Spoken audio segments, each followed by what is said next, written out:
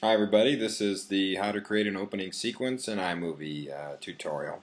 So what you do is you start and you go to File and you click on New Project, and I'm going to call it Opening Sequence. You want to keep it 16:9 aspect ratio, and you press Create.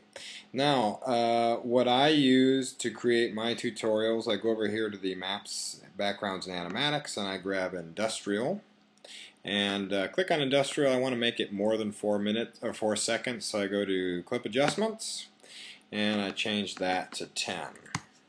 Then I press done. The next thing I want to do is I want to go over to my titles, and I used two titles. One was drifting, so I put that over here at the beginning, and here I put ISS Tech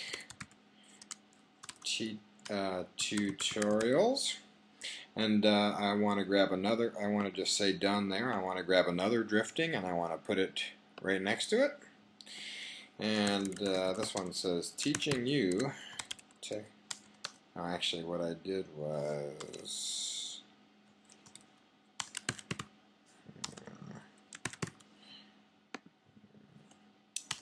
teaching you.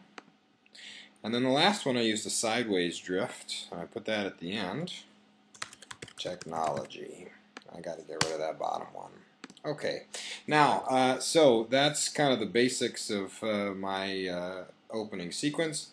But the other thing I did was I included a little logo. So what I have over here off to the side is a little image, and what's cool about this is you can actually drop a little logo or a picture directly on top of your video here.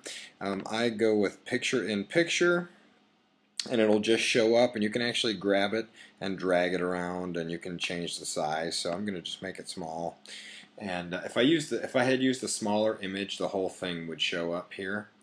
And I press done, and then the only thing so this image by default only lasts for 4 seconds. So I go over here and I grab it, and I want to pull it the entire length of my opening sequence, so it shows up for the whole thing. Okay, great.